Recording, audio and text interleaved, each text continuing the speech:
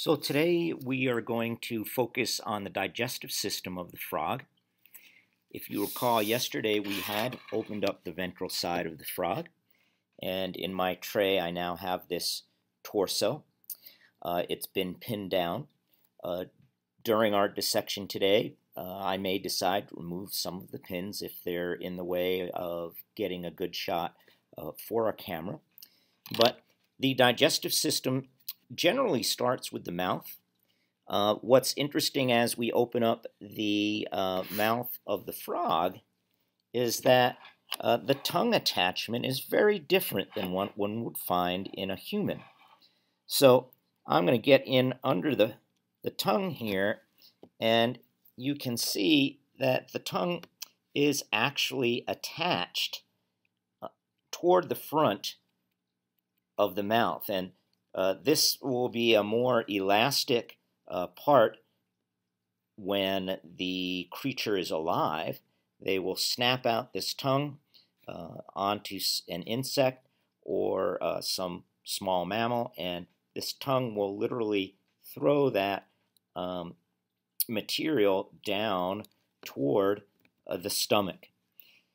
Now, once we come down in here, I use my dissecting needle to pull. I'm putting some pressure on this just to expose the stomach right here. And then what I am going to do is just unravel. This comes down to a series of tubes, which are first the small intestines. So I'm pulling on small intestines here. What I'm going to do here is remove something that most of you will find, some fat bodies, these yellow looking tubes. We're just going to remove those fat bodies. They're big, easy to see. But now back to our digestive system. Stomach leads to small intestines, leads to large intestines. And I'm going to remove those parts. So I have a large intestines here, replete with some digested and undigested food. So a lot of this soft material has been pretty well digested. I do have here what look to be like some insect parts. They look quite a bit right here like a wing.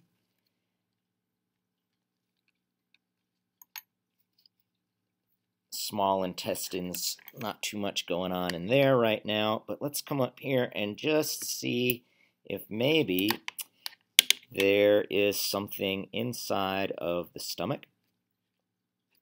Again, you want to be a little bit careful here about not shooting any juices around. And I'm going to come back to my scalpel for this. This is the stomach. Also, I think you will find it interesting how hard, how tough this muscle tissue is. An involuntary muscle, but muscle tissue nonetheless. I'm going to do a nice slice down the center of this so we can open up that stomach. Some of you will find the last meal in there. Pretty sure this one did have an insect, but it looked like it was far down in the large intestines. And what one can see on the inside of this stomach are these ridges. In biology, increasing surface area to increase chemistry and places where reactions can happen or nutrients can be absorbed or chemicals can be released. There's a lot going on inside of a stomach, and a lot of surface area to increase some of that chemistry and digestion at that part of the system. Now, one last thing I'm going to do, a lot of students like to see brains or want to see the brain. Sort of the disappointing news is you're not going to see a whole lot on a frog.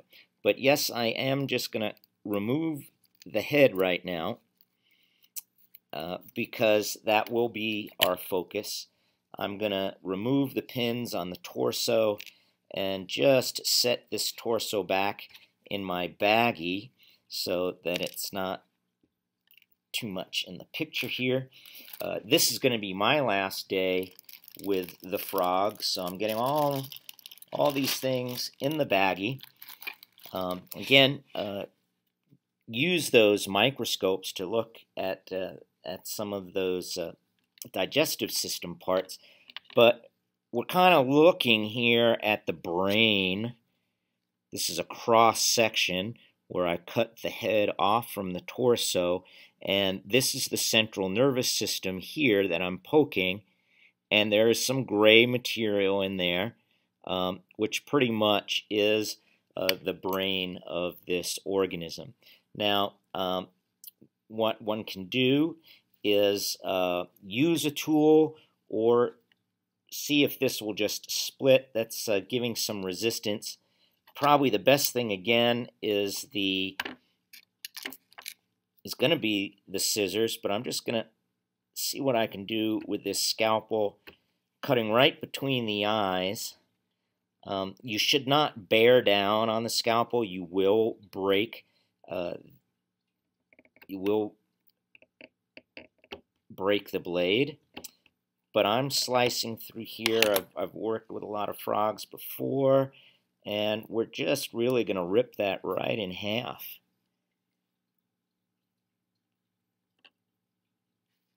And again, as I said, there's not that too much to be excited about here, but essentially this is brain tissue right here.